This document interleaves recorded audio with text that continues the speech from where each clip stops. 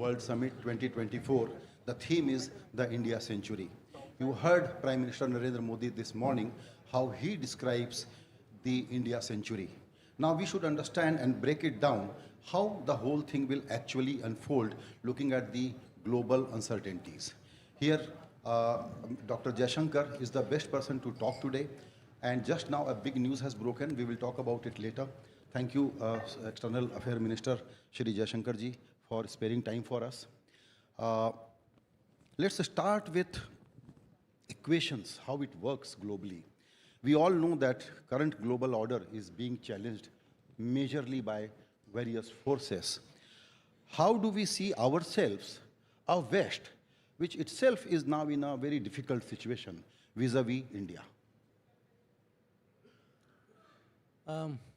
First of all, let me say what a great pleasure it is to be with you and with at this NDTV platform. So, let's look at your theme first, India Century.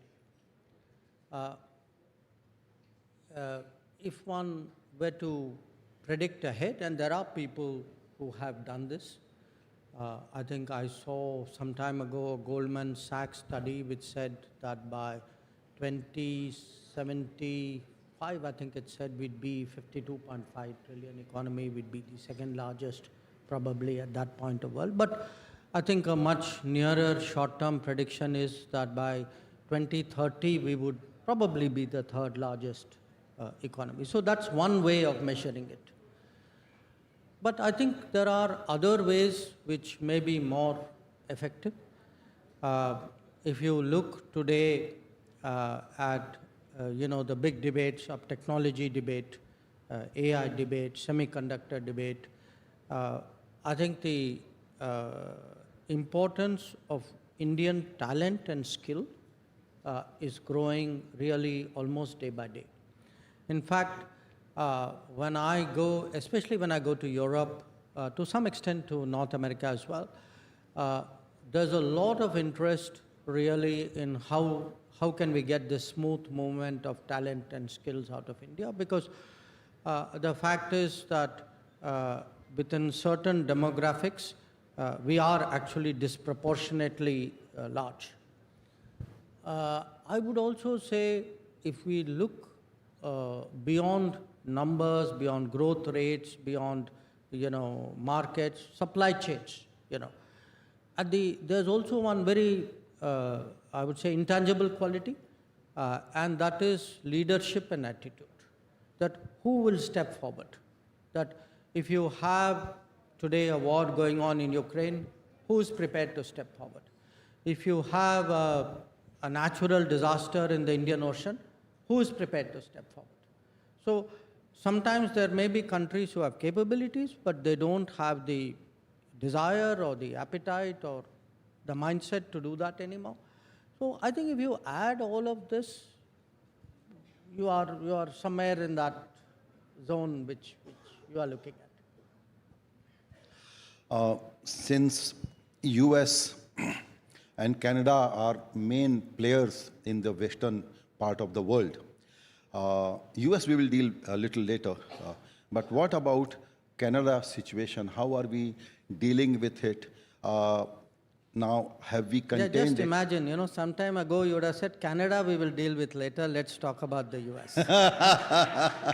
So now, for some inexplicable reason, you are saying US baad mein baat karenge, chalo Canada ki baat karte. US is not problematic for us. No, that's true, I agree. I agree. Yeah. US is not problematic for us. But Canada is, even though it's a lightweight. Unfortunately, I agree there also. But such a wonderful people-to-people relationship, and now it is a struggling economy and whatever. But why Trudeau will be doing this?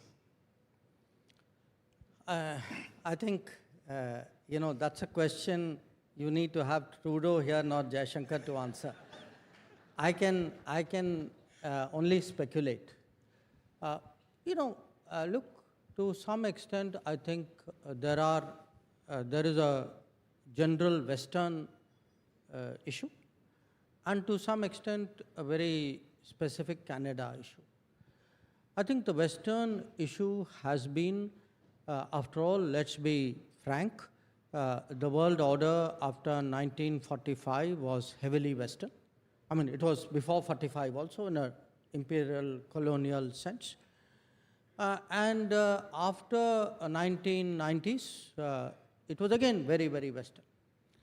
So what has happened, you can say in the last 20, 25 years, is that there is what you can call a rebalancing, a multipolarity.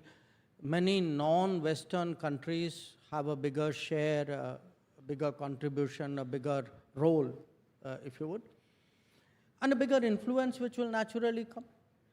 So the equations, in a way, between the West and the non-West, I think is changing. And it's not easy to adjust to that.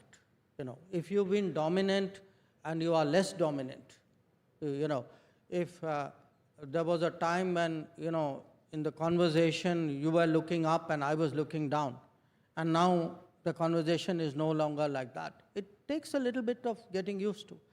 So I would say in a broad way on multiple subjects. Today,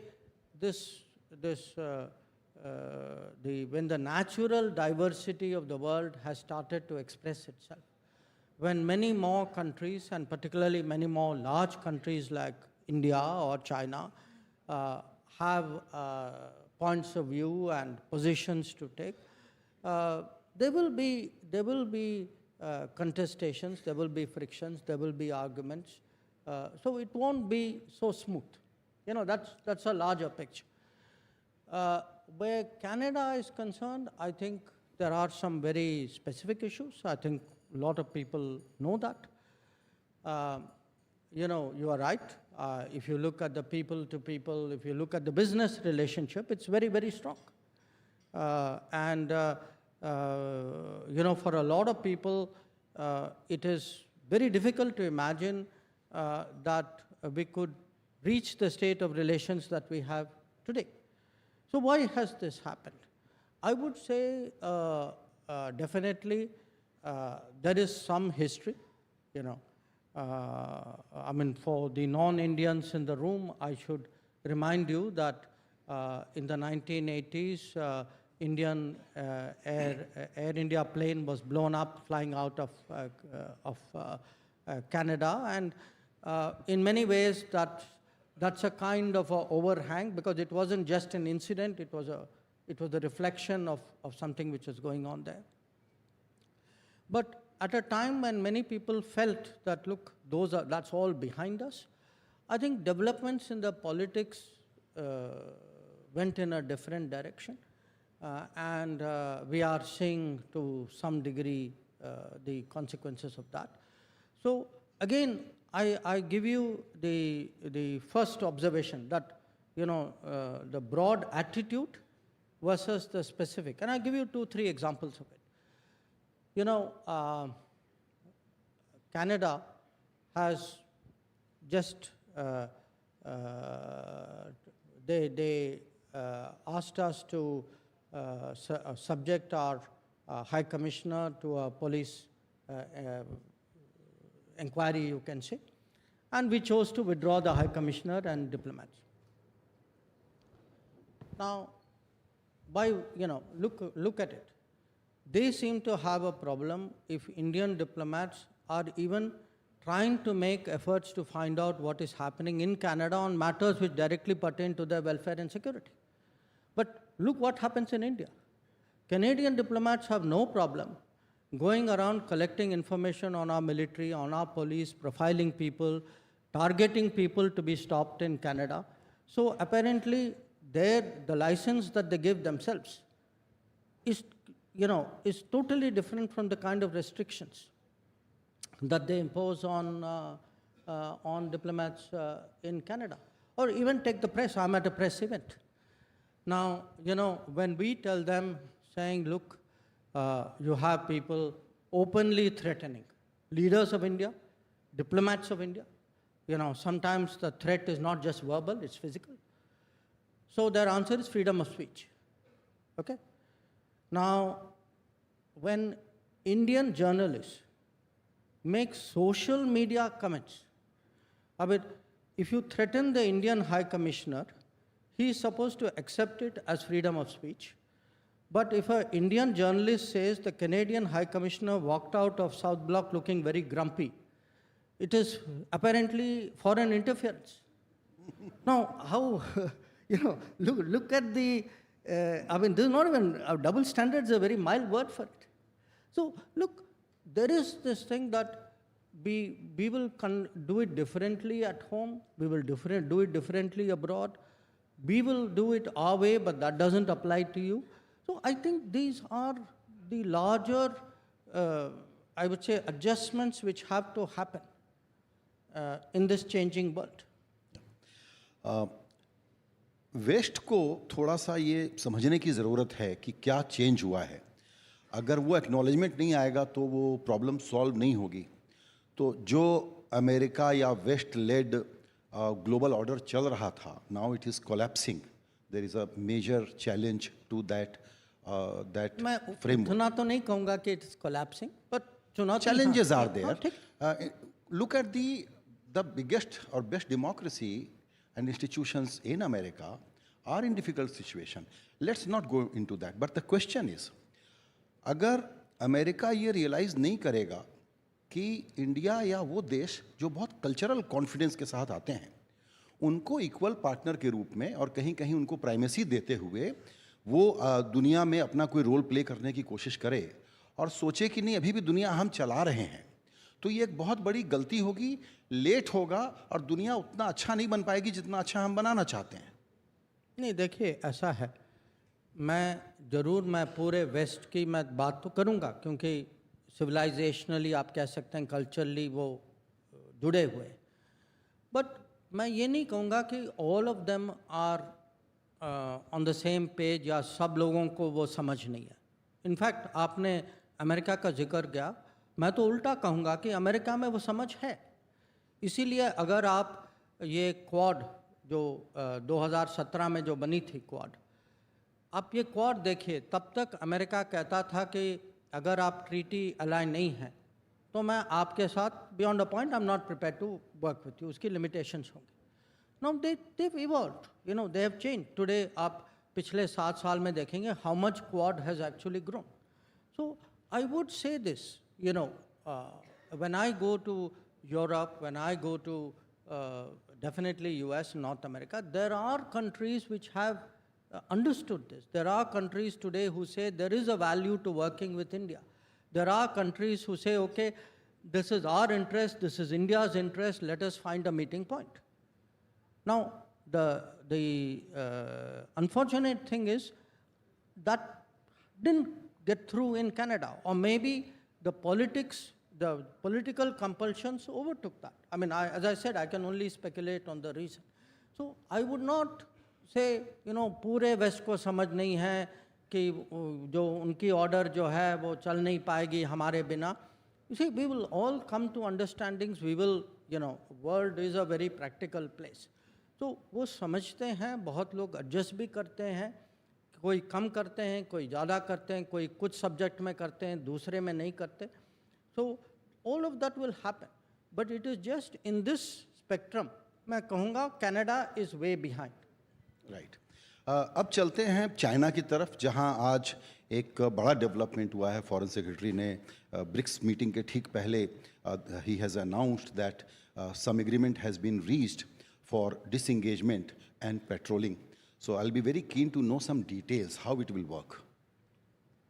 नहीं, well, I think what Foreign Secretary has said is what I can also say, that for those who have not heard that we reached an agreement on patrolling, and with that, the disengagement, we have gone back to where the situation was in 2020, and we can say with that the disengagement process with China, you can say has been completed.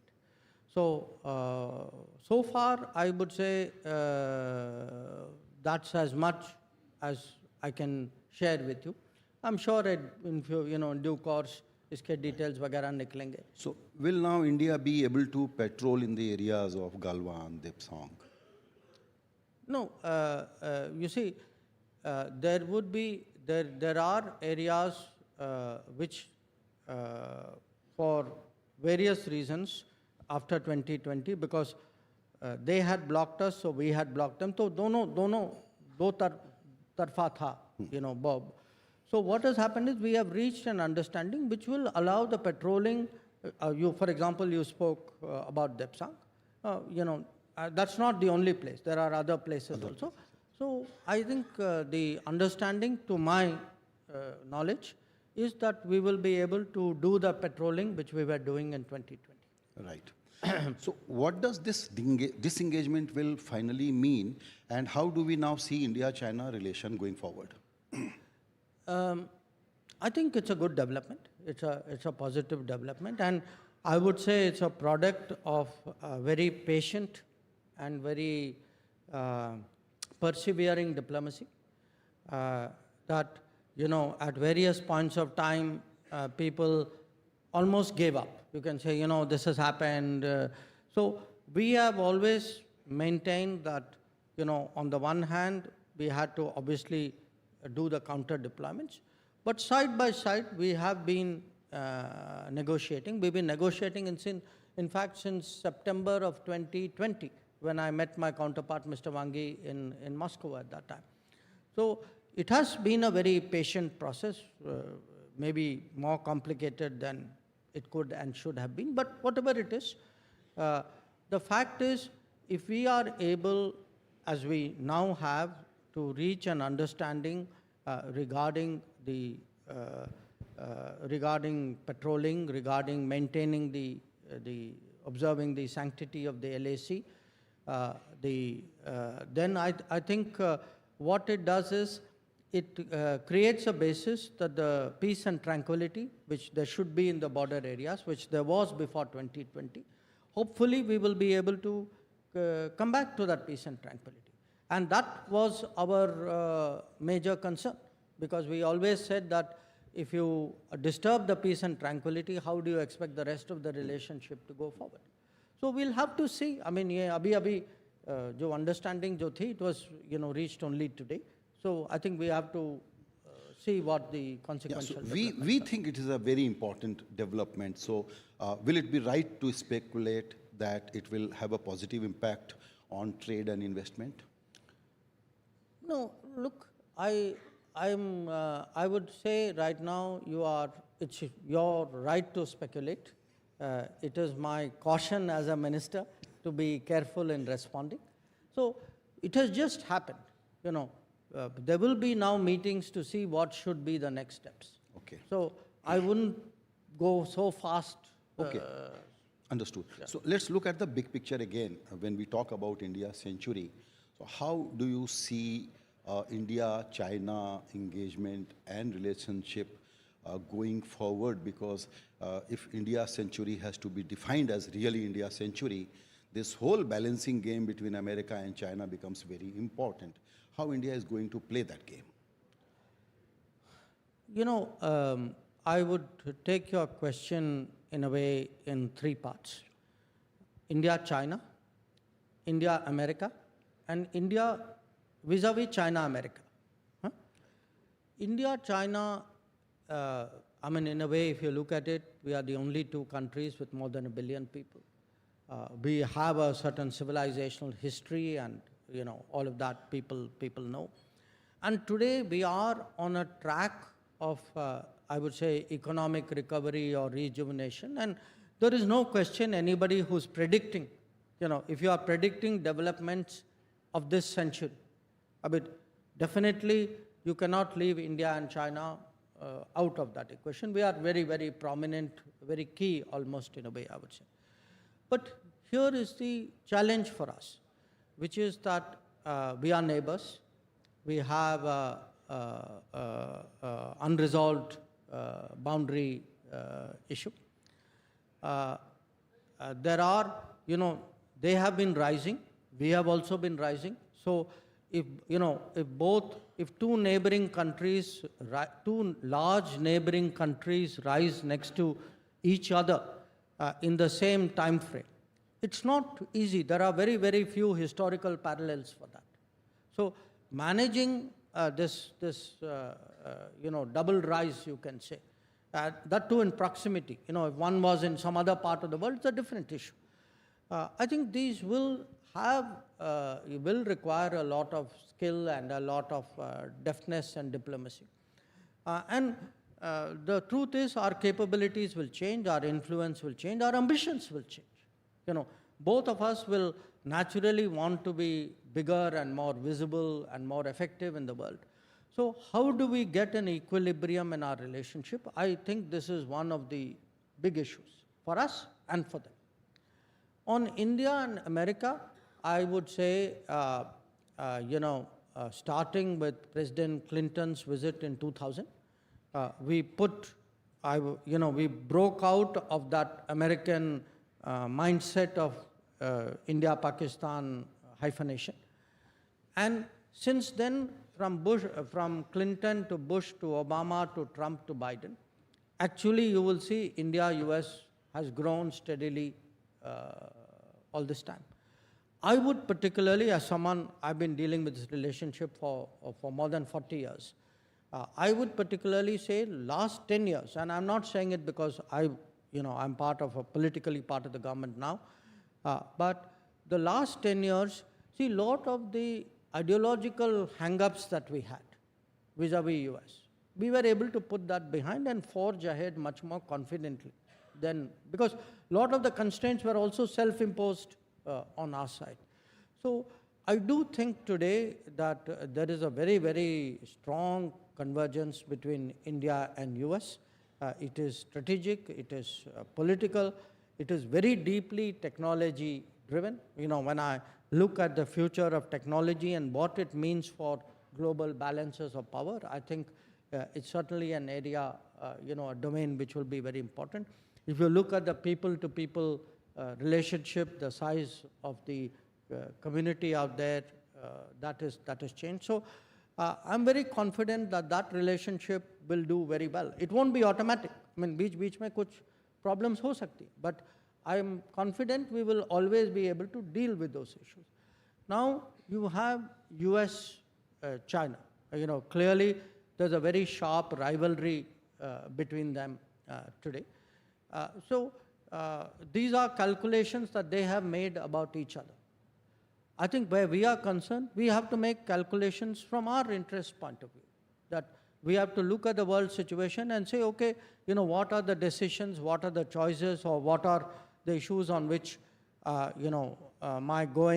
taking this step will help me in what manner. And I think that's really what we would like to do, that at the end of the day, if we are looking at a foreign policy which has a very sharp sense of what is our national interest, but also a sense of what is global interest, I would definitely say we would make those calculations and take those decisions and create, the right partnerships which will serve our interests. Right. अभी दूसरा जो century में ये देखना होगा कि Russia के साथ कैसे हम इंगेज हो रहे हैं और क्या होने वाला है दोनों के बीच। उसके पहले चूंकि आपने टेक्नोलॉजी का जिक्र किया, तो एक सवाल मैं पूछना चाहता हूं आपसे। बहुत लोग इस सवाल को बहुत सिनिकल सवाल कह सकते हैं, लेकिन गवर्नमेंट के पास जो टेक्नोलॉजी, कंपनीज के पास defence strategy, this will work out well, no problem, pharma, etc., it will work out all well.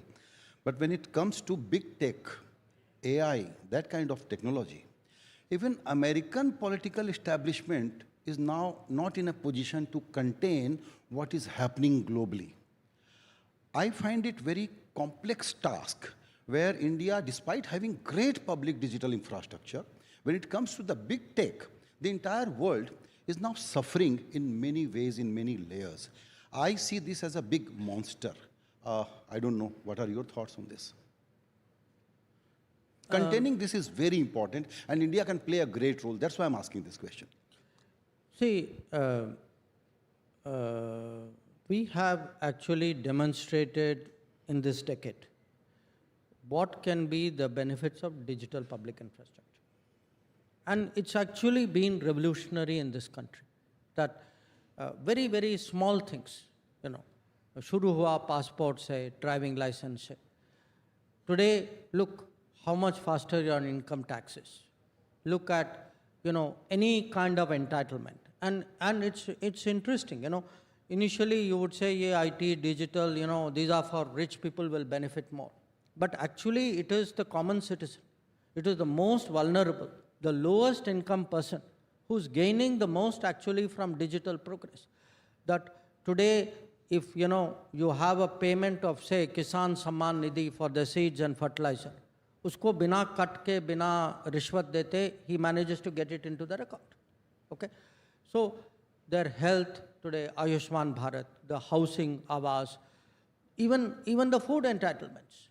So what has happened is we ourselves don't fully realize, because, I would say all of us sitting in this room, we do not avail of all the benefits and the programs which actually the government today extends. Because I'm in the political world and I go out there and I see this for myself, I can tell you there's a sea change out there. And even last 5-6 years, you can see the change.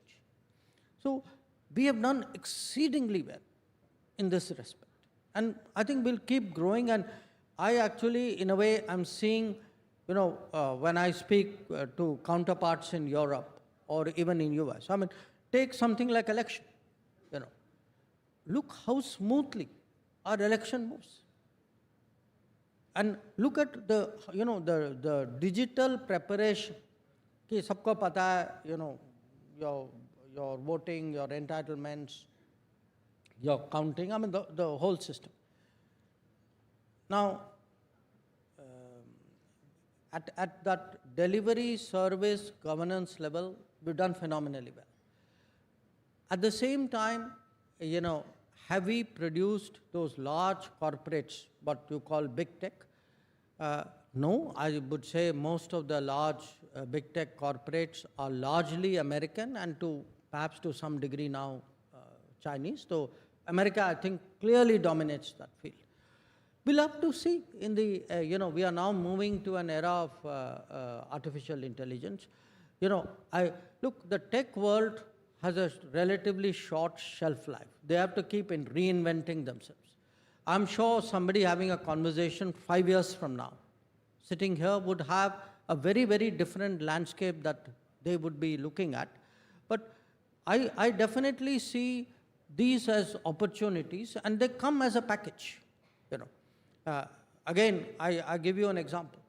You should, it's really worth looking at today how many global capability centers have come up in India. Yeah. And how much work they're actually generating.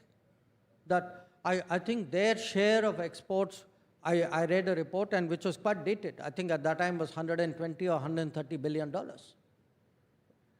Now that's one example. Look at semiconductors. Again, we missed the bus. We had one establishment in Chandigarh which was 40 years old. And we actually had done virtually nothing in the semiconductor field. Till last year, we started the semiconductor mission and started pushing. Now, you can't be the 5th largest economy or at the end of the decade, 3rd largest economy and say something as important as chips. I have no contribution, I have no production, I have no companies in this field. You can't do that. You will simply end up then as a user of other people's products, technologies with all the vulnerabilities that come. So I think you have today a government which is thinking ahead, which is planned. As you grow, your planning, your strategizing has to grow along with that. So if you look today at semiconductor technology, or you look today at railway technology, you look today at the fact that we are trying to make an airplane in this country. We have made a fighter, we are now making a transport aircraft. So a country like us, if this is your century, there must be a manufacturing backbone to it. There must be a technology, emanating from it. All this comes as part of its being your century. You cannot do an India century based on service. You cannot end up as a good market for other people's products. That cannot be our fate. Sir, you have some time constraints, so we have to wrap up and take some questions before we let you go. But I wanted to talk about Russia and then the neighborhood, because neighborhood situation is a sort of mixed bag. So let's first deal with Russia, how India-Russia relationship is going to evolve in this century. By the way, we're going to Russia. Prime Minister is going to Russia tomorrow. So timely question, thank you. Look, I put it to you very simply. If you look at our history with Russia after independence, I can say, and with fear of contradiction from anybody in this room, that Russia has never done anything to impact our interests negatively. Okay? It's a big statement to make, because there are, among the major countries, there are not many countries about whom you can say this. Now, today, Russia's situation is different. I think Russia's relationship with the West has obviously broken down. So you have a Russia which is turning much more towards Asia. So we have to ask ourselves, if Russia is looking more at Asia, should Russia not have multiple options in Asia? Should we, as an Asian country, not take, what is good for us in national interest? And clearly, Russia, as a major natural resources power, has a complementarity with India at this stage of development when we are big resource consumers. So, people talk about Russian oil, but it isn't just Russian oil. It could be oil, it could be fertilizers, it could be metals, it could be coal. So there is a whole economic logic to it. There is also a basic strategic logic that if you look at the Eurasian landmass, there are 3 big countries. It's like 101 in international relations. You always keep you always keep a balance. You will always keep a relationship with the further away country in very, very good state. So there is a logic, strategic logic, there is an economic fit, and I think the relationship, the history is a positive asset in that relationship, and that's how I see it. और neighbourhood के बारे में थोड़ा बताइए, एक एक देश को अगर आप स्पेसिफिक बताना चाहें. मालदीव्स के प्रेसिडेंट अभी आके गए, लेकिन बांग्लादेश के साथ एक नई सिचुएशन है. श्रीलंका में पॉलिटिकल चेंज है. भूटान के हमारे दोस्त यहाँ पर मौजूद हैं. तो नेबरहुड को आप कैसे डील करते हुए देखते हैं आने वाले दिनों में? देखिए, नेबरहुड में हमें ये भी मानना चाहिए कि आज जो है हमारा नेबरहुड ज़्यादातर डेमोक्रेटिक है, जिसका मतलब है कि वहाँ पॉलिटिकल चेंजेस होती रहेंगी, जो पहले की सिचुएशन नहीं थी. तो आज जो है we have to build a strategy which says okay there could be changes of government, and because of the history, because of our size, because also many common things we have, we will often be the subject of their politics, even if you don't want to be. Okay? So we have to accept that and factor it into our policy. So there will be ups and downs. So 10 years ago, 11 years ago, when Prime Minister Modi came to office, in fact, one of the early discussions we had was, how do we prepare for a neighborhood where there will be changes, where there will be controversies?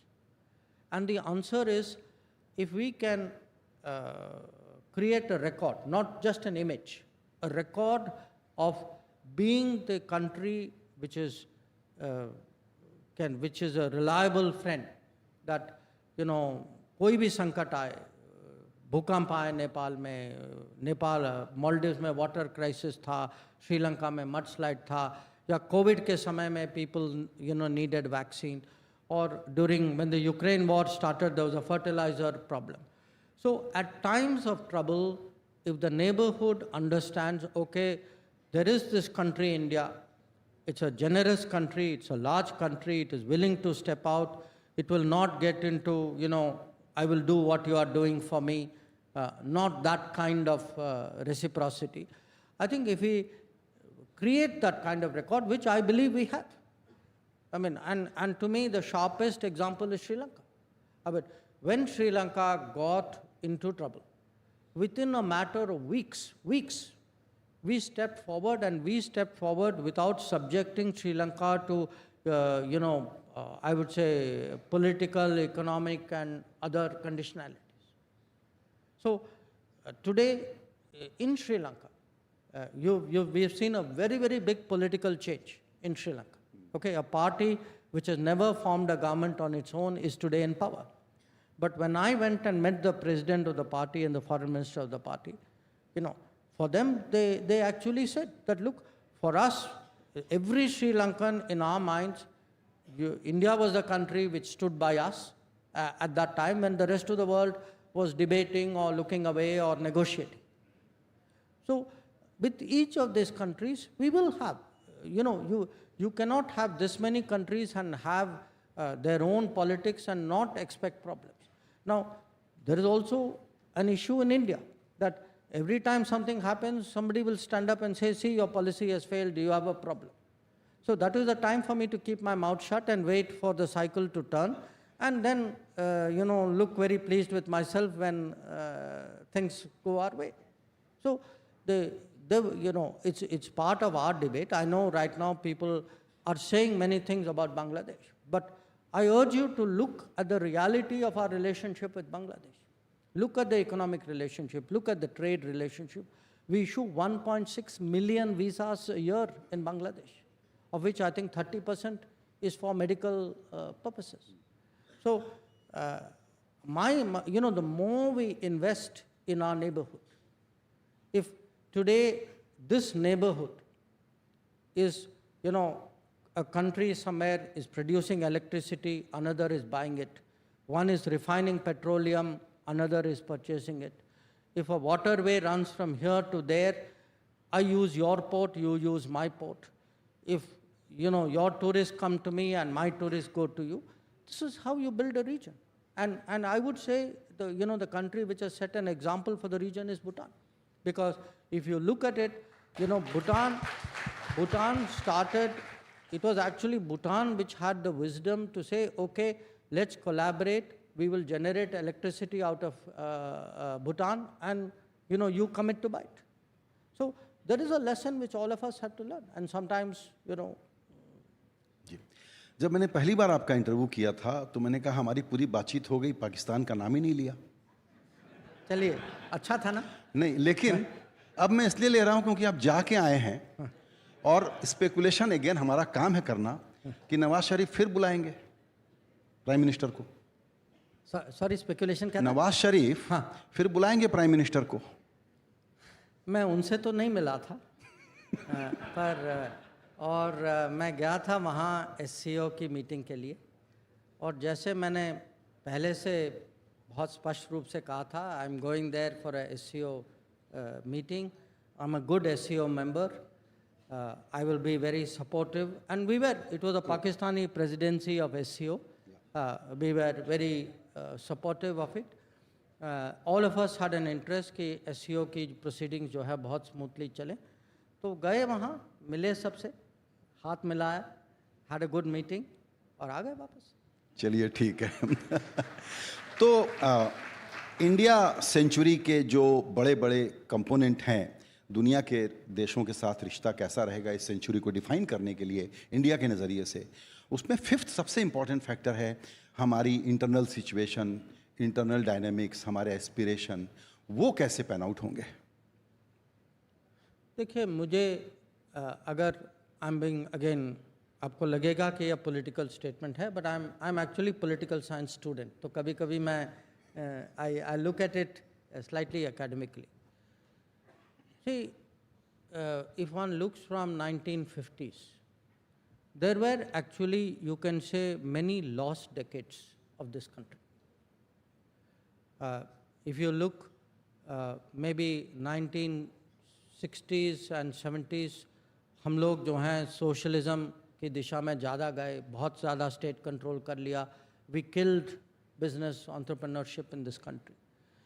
80s में अगर आप देखें, instability, the lot of the opportunities, today we are talking manufacturing. You know, manufacturing globalization started in the 80s. Manufacturing globalization started in 80s and 90s. We missed the bus.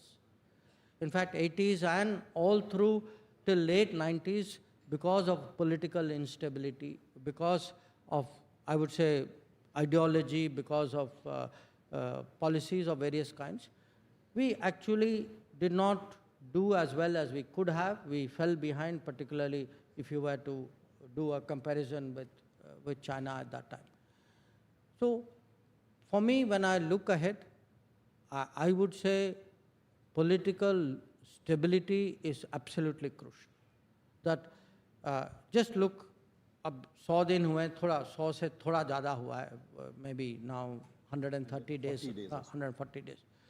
But you look today at even in this short period, the decisions which have come out, 12 industrial zones in the country, new infrastructure projects in this country, big skilling internship issues in this country, support for our agriculture in this country. अगर मान लीजिए तीसरे कार्यकाल की सरकार नहीं होती, you could not have got after this faster. True. So to me, political stability, political continuity is very crucial, number one. Number two, you need leadership. You need people who can look ahead and take big decisions confidently. If you say, if you have a leader who says, look, in this decade, chips will be very important. My country cannot be left out. Or if you say, rail is the backbone of transportation of this country, I cannot continue with a 1950s, 60s railway technology. I have to upgrade it to something else. So if you say, an Indian citizen must find air travel affordable. It should not be a privilege of a few people in metropolitan cities. True. So then you have, saying double the number of airports, which is what we have done in the last decade. So I would say we need vision, we need leadership, we need political stability. We need to motivate young people, give them that kind of opportunities.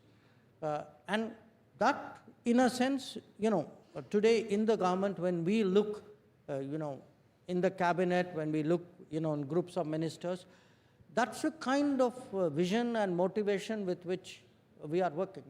We are not working for a 5-year term. We also in the government, in the cabinet, we have Indian century in mind. That is what is driving us today. Right. आपने अभी vision और leadership की बात कही और आपने ये भी कहा कि ऑफ कोर्स इंडिया अपना इंटरेस्ट पहले देखेगा, वो तो गिवन है, और फिर आपने ये भी कहा कि ग्लोबल इंटरेस्ट के लिए भी काम गिवन नहीं है, कुछ एक समय था हम दूसरों का देखते थे. राइट. और ग्लोबल इंटरेस्ट तो देखना ही चाहिए. मेरा एक सवाल आपसे ये है कि जो प्राइम मिनिस्टर मोदी का डिप्लोमेटिक स्किल, जो डेफ्टनेस हमने देखा है, अब ग्लोबली बहुत सारे पॉलिसी एलिट्स ये कहने लग गए हैं कि एक्चुअली मोदी लेड इंडिया के लिए एक बड़ी अपॉर्चुनिटी है नए ग्लोबल ऑर्डर को शेप करने की. उस रोल को आप लोग कितना अंडरस्टेटेड ढंग से प्ले कर रहे हैं या कितना फ्रंट फुट पर खेलने वाले हैं? देखिए, हम दोनों कर रहे हैं क्योंकि कभी कभी समय, अवसर, मौका ऐसा होता है, you have to be front foot. जैसे हमें लगा कि ग्लोबल साउथ की आवाज़ जो है बिल्कुल दब गई है. सो लीडिंग इनटू G20, हमें लगा we have to get the global south together, we have to get back to their concerns which had got sidelined.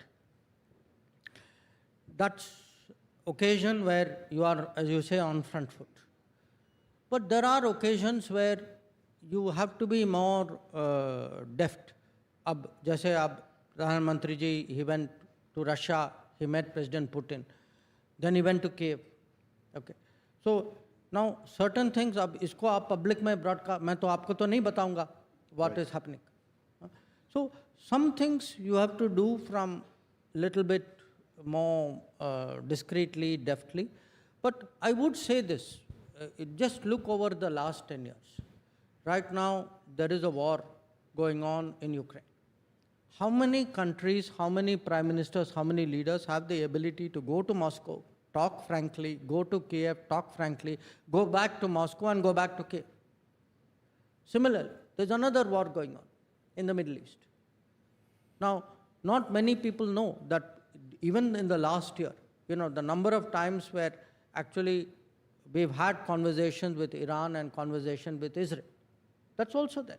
True. We are today in the global south seen very much, okay, people trust us to stand for their interests. But please also see at the same time, G7 is very keen ki bhai aap aiye, please join our conference. You are a big democratic market economy and influential player. So how to in a sense make yourself relevant across multiple forums and multiple interests?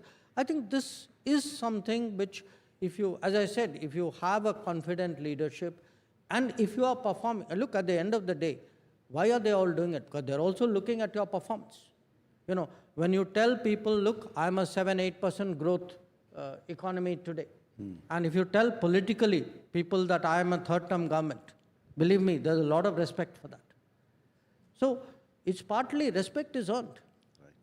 Right. Sir, my time is up, as producer tells me, but if you have another 5-7 minutes, we can take some questions. I will go by your... All right, fine. Okay, quickly. Yeah, some audience questions, actually limited to 2 or 3. Mike? Can I? Hello? Hello. Hello. Yeah, this. Yeah. Yes? Go ahead. No? Can you hear me, sir? Is it working? Yeah. Sir, hi. Today, there was a threat issued on the Air India by the terrorist group and the Canadian Mr. Pannu or whatever he's called. What is our take on that, and what is the government's plan? Because we see a lot of issues with Canada, and this morning this guy has typically asked all people to refrain from flying Air India. So I see, what is your take on that, sir? Ek saath, acha. Next question. Yeah, here. This side, sir. Yeah. So good evening. We are talking a lot about technology, everything. But at the same time, there are people who are smarter than us, that is scammers, or the people who are cyber frauds. What is our take on that, and how soon are we resolving it? Because I have been hit recently with a huge amount of scam, and now I'm really feeling that cyber security is the biggest concern. Right. Right, so this is my question. Okay. One more question, last. Yeah, good evening, Jaishankarji. We have family and friends living in Canada. So how all this is going to impact our families and friends living in Canada? Thank you. Okay. Okay. Let me start with that question. Look, I'm not aware of today exactly the specificities, but the broad point is we have seen, this would not be the first time, we have seen threats to our airlines, we have seen threats to our parliament, we have seen threats to our diplomats, we have seen threats to our High Commission, to our leaders. And that is a source of concern to us, because if these threats, because they are cleverly worded, are then said, they are okay with freedom of speech, I think there are very serious issues. And the point which we make to the country concerned, let us reverse roles. Suppose you were at the receiving end of this threat. Suppose it was your airline, your leaders, your diplomats, your parliament. Would you take it as lightly as that? So, no, you don't get a second chance. I get to answer. So, look, my point is, these are exactly the kind of problems with which we started this conversation. That there are countries which feel that, your concerns don't matter, that's okay, that's part of our politics. But if the slightest thing happens to them, even if it is legitimate, they have they start jumping up and down.